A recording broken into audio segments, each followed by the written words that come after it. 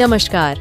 आप सबसे एक विनती है कि इस न्यूज पॉडकास्ट को अंत तक जरूर सुनें और ये न्यूज पॉडकास्ट आप किस जगह से सुन रहे हैं, हमें कमेंट बॉक्स में जरूर बताइए।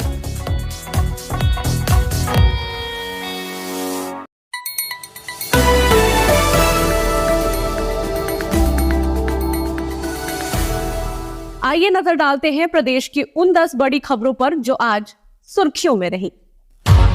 महागठबंधन सरकार गिरने के बाद पहली बार नीतीश कुमार का लालू यादव से आमना सामना हुआ। मुख्यमंत्री ने आरजेडी सुप्रीमो के कंधे पर हाथ फेरते हुए हालचाल पूछा। तेजस्वी यादव से भी बातचीत की। पत्नी राबड़ी देवी के साथ लालू पार्टी के राज्यसभा उम्मीदवारों के नामांकन में पहुंचे थे।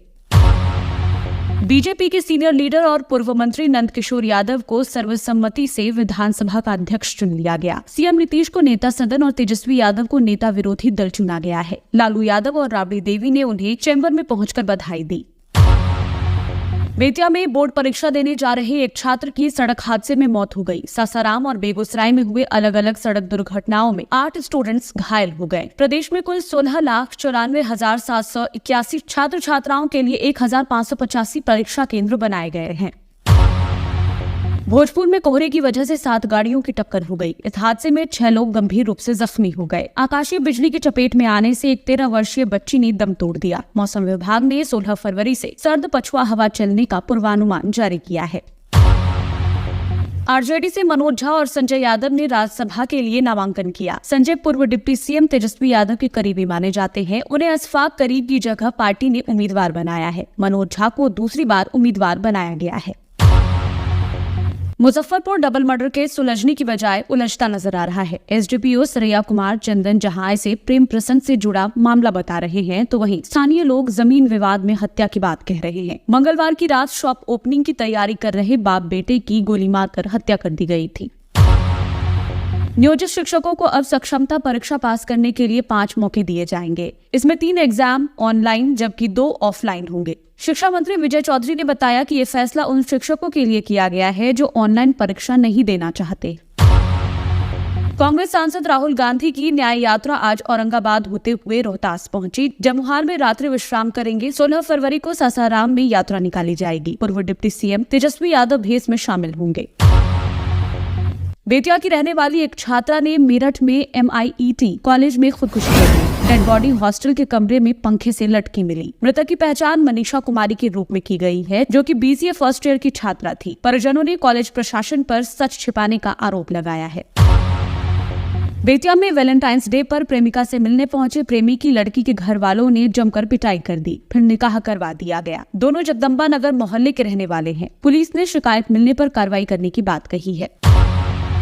UAE के 2 दिन के दौरे के बाद प्रधानमंत्री नरेंद्र मोदी कल रात कतर की राजधानी दोहा पहुंचे। दोहा एयरपोर्ट पर कतर के विदेश मंत्री सुल्तान बिन साद अल मुरैखी ने उनका स्वागत किया। आज प्रधानमंत्री नरेंद्र मोदी कतर के अमीर यानी शासक शेख तमीम बिन हमाद अल थानी से मिलने पहुंचे। यहाँ उनका सेरेमोनियल वेलकम हुआ। दोनों लीडर्स ने द्विपक्षीय और वैश्विक मुद्दों पर चर्चा की। थोड़ी देर में प्रधानमंत्री भारत रवाना हो जाएंगे। सोनिया गांधी ने राज्यसभा का नामांकन भरने के बाद रायबरेली वासियों के नाम आज एक चिट्ठी लिखी। इसमें उन्होंने इस बात का जिक्र किया कि अब वे लोकसभा चुनाव नहीं लड़ेंगी, लेकिन उनके मन और प्राण हमेशा रायबरेली के पास ही रहेंगे। चिट्ठी में उन्होंने फिरोज गांधी और इंदिरा गांधी का भी जिक्र किया। पंजाब में 3 घंटे टोल फ्री कराने के बाद किसान अब टोल प्लाजा से हट गए हैं। पंजाब एवं हरियाणा हाईकोर्ट ने बॉर्डर बंद करने और किसानों के प्रदर्शन के खिलाफ दर्ज याचिका पर सुनवाई मंगलवार 20 फरवरी तक के लिए टाल दी है। हाईकोर्ट ने केंद्र, पंजाब और हरियाणा सरकार को आज किसानों के साथ बैठक के आधार पर हलफनामा दाखिल करने को कहा। जम्मू कश्मीर के पूर्व मुख्यमंत्री और नेशनल कॉन्फ्रेंस के प्रमुख फारूक अब्दुल्ला ने NDA में शामिल होने के संकेत दिए हैं। उन्होंने एक बयान दिया जिससे इंडिया गठबंधन की मुश्किलें बढ़ती नजर आ रही हैं। पत्रकारों से बातचीत में उन्होंने कहा कि जहां तक सीट शेयरिंग का सवाल है, मैं एक बात क्लियर कर दूं कि नेशनल कॉन्फ्रेंस अपने बलबूते चुनाव लड़ेगी। उन्होंने ये भी कहा कि लगता है कि लोकसभा और विधानसभा के चुनाव एक साथ होंगे। नेशनल कॉन्फ्रेंस प्रमुख फारूक अब्दुल्ला के बयान पर कम्युनिकेशंस की कांग्रेस महासचिव जयराम रमेश ने कहा है कि बातचीत चल रही है, हर पार्टी की अपनी मजबूरियां होती हैं। नेशनल कॉन्फ्रेंस और PDP इंडिया गठबंधन का हिस्सा रहे हैं और आगे भी रहेंगे। आज मुंबई में शिवसेना नेता मिलिंद देवड़ा और भाजपा नेता अशोक चौहान ने राज्यसभा चुनाव के लिए अपना नामांकन दाखिल कर दिया है। महाराष्ट्र के पूर्व मुख्यमंत्री अशोक चौहान ने सोमवार को कांग्रेस से इस्तीफा दे दिया था और अगले दिन बीजेपी की सदस्यता ली थी। करीब 1 महीने पहले पूर्व सांसद मिलिंद देवड़ा भी कांग्रेस का साथ छोड़कर शिवसेना में आ गए थे। आज पश्चिम बंगाल की मुख्यमंत्री ममता बनर्जी ने विधानसभा में कहा कि संदेश खाली में बाहर से आकर बीजेपी के कार्यकर्ता मास्क पहनकर बयान दे रहे हैं। वहां टारगेट एसके शाहजहां था। ईडी ने सबसे पहले उसे निशाने पर लिया। संदेश खाली में राष्ट्रीय स्वयंसेवक संघ के बंकर हैं, वहां पहले भी दंगे हो चुके हैं। पश्चिम बंगाल के संदेश खाली में टीएमसी कार्यकर्ताओं पर महिलाओं के साथ यौन अत्याचार के आरोप लगे थे। इसी को लेकर मुख्यमंत्री ने ये बात कही। आज हेमंत सोरेन को न्यायिक हिरासत में भेज दिया गया। वह ईडी रिमांड पर थे। रांची के जमीन घोटाले में कल ईडी ने झारखंड के पूर्व मुख्यमंत्री हेमंत सोरेन से पूछताछ की थी। आज रिमांड की अवधि खत्म होने के बाद उन्हें पीएमएलए की स्पेशल कोर्ट में पेश किया गया, जहां से हेमंत को न्यायिक हिरासत में भेज दिया गया। मशहूर एक्टर नीतीश भारद्वाज ने अपनी ex wife Madhya Pradesh cadre की आईएएस स्मिता भारद्वाज के खिलाफ पुलिस में शिकायत दर्ज कराई है। अपनी शिकायत में नीतीश भारद्वाज ने बताया है कि स्मिता भारद्वाज उन्हें लंबे समय से मानसिक रूप से प्रताड़ित कर रही हैं। उन्होंने ये भी कहा है कि उन्हें मानसिक रूप से परेशान करने के साथ साथ वो उन्हें उनकी जुड़वा बेटियों से मिलने की इजाजत भी नहीं देती हैं। रूस के राष्ट्रपति व्लादिमीर पुतिन ने कहा है कि वो अमेरिकी राष्ट्रपति पद के लिए ट्रंप की बजाय बाइडेन को ज्यादा बेहतर मानते हैं। एक इंटरव्यू में ये सवाल पूछे जाने पर कि डेमोक्रेट बाइडेन या रिपब्लिकन ट्रंप में से वो किसे रूस के हिसाब से बेहतर मानते हैं, इस पर उन्होंने जवाब दिया कि बाइडेन को। वो ज़्यादा अनुभवी हैं, उनके बारे में अनुमान लगाना ज़्यादा आसान है। बाइडेन पुराने ख्यालों की राजनीति करने वाले लोगों में से हैं। हालांकि हम किसी भी अमेरिकी राष्ट्रपति के साथ काम करने के लिए तैयार हैं। अमेरिका के कैलिफोर्निया में रहने वाले भारतीय मूल के एक परिवार के 4 सदस्यों की उनके घर में लाश मिली है। पुलिस ने बताया 42 साल के आनंद सुजीत हेनरी, उनकी 40 साल की पत्नी एलिस प्रियंका और उनके जुड़वा बच्चों नोआ और नीथन की 12 फरवरी को उनके घर में लाश मिली। आनंद और एलिस के शरीर पर गोलियों के निशान मिले हैं। बच्चों की मौत की वजह फिलहाल सामने नहीं आई है। प्रधानमंत्री नरेंद्र मोदी ने आज दोहा में कतर के अमीर शेख तमीम बिन हमद अल तहनी के साथ महत्वपूर्ण द्विपक्षीय बैठक की। बैठक में दोनों देशों की अर्थव्यवस्थाओं को बढ़ावा देने तथा आर्थिक क्षेत्रों में मजबूती पर चर्चा की गई। ये भारत कतर संबंधों को मजबूत करने की दिशा में एक महत्वपूर्ण कदम है। प्रधानमंत्री ने कल कतर के प्रधानमंत्री शेख मोहम्मद बिन अब्दुल रहमान अल सानी से मुलाकात कर दोनों देशों के संबंध मजबूत करने पर चर्चा की थी। विदेश मंत्रालय के प्रवक्ता रणधीर जायसवाल ने कहा कि दोनों नेताओं ने अन्य विषयों के अलावा व्यापार और निवेश, ऊर्जा तथा वित्त जैसे क्षेत्रों में द्विपक्षीय सहयोग बढ़ाने पर बातचीत की। श्री मोदी संयुक्त अरब अमीरात की अपनी यात्रा समाप्त करने के बाद कतर की 2 दिवसीय यात्रा पर कल शाम दोहा पहुंचे। केंद्र सरकार ने किसानों के विरोध प्रदर्शन को लेकर 2 जनहित याचिकाओं की सुनवाई के दौरान पंजाब और हरियाणा उच्च न्यायालय के समक्ष अपना पक्ष रखा। अतिरिक्त सॉलिसिटर जनरल सत्यपाल जैन ने न्यायालय को सरकार द्वारा उठाए जा रहे कदमों से अवगत कराया। उन्होंने अदालत को बताया कि सरकार बातचीत के लिए तैयार है और चर्चा कर मुद्दे का समाधान करना है। इन जनहित याचिकाओं पर अगली सुनवाई सोमवार को होगी।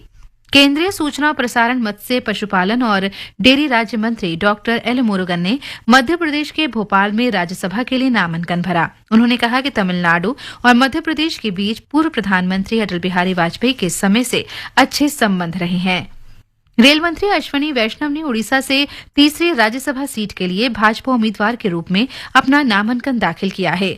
उड़ीसा में सत्तारूढ़ बीजू जनता दल बीजेडी ने पहले ही राज्यसभा चुनावों में श्री वैष्णव की उम्मीदवारी के लिए समर्थन की घोषणा कर दी है। उत्तराखंड में भारतीय जनता पार्टी प्रदेश अध्यक्ष महेंद्र भट्ट ने राज्य से राज्यसभा चुनाव के लिए देहरादून में नामांकन दाखिल किया। चुनाव 27 फरवरी को होने हैं। राजस्थान में आज भारतीय जनता पार्टी के उम्मीदवारों मदन राठौर और चुन्नीलाल गड़सिया ने अपने नामांकन पत्र दायर किए। राज्यसभा के लिए राजस्थान की 3 सीटों पर चुनाव होना है। कांग्रेस पार्टी ने एक सीट पर वरिष्ठ नेता सोनिया गांधी को उम्मीदवार बनाया है। नामांकन पत्रों की जांच कल की जाएगी और उम्मीदवार इस महीने की 20 तारीख तक नाम वापस ले सकते हैं। प्रधानमंत्री नरेंद्र मोदी कल वीडियो कॉन्फ्रेंस के माध्यम से विकसित भारत विकसित राजस्थान कार्यक्रम को संबोधित करेंगे।